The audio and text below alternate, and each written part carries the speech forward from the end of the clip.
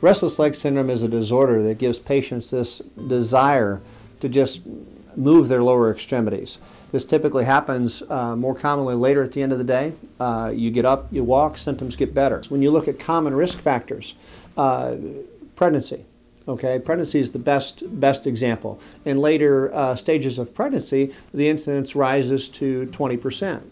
What's interesting, within 4 weeks of delivery, the incidence of restlessness goes away in 96% of patients.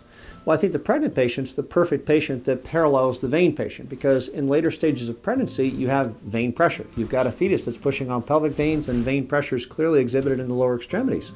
Well, if you look at that in the vein patient, at least there may be a venous hypertension or pressure in the veins as a cause of this. Nobody really knows the cause. We know that there's genetic predisposition. We know it's a female predominant. We know that the incidence rises with advancing age, but for some reason there are also children with the problem. So I think there's more that can be learned. But whether it's an overlapping syndrome or whether there may be a cause and effect, we're still trying to learn that. There's a Dr. Clint Hayes from North Texas who's actually studied this prospectively.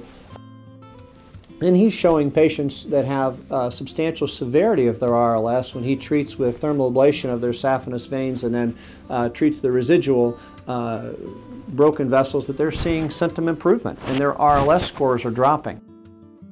Again, whether it's an overlapping syndrome or whether it's something that is completely unrelated, a number of patients with venous disease present with all 4 features of RLS.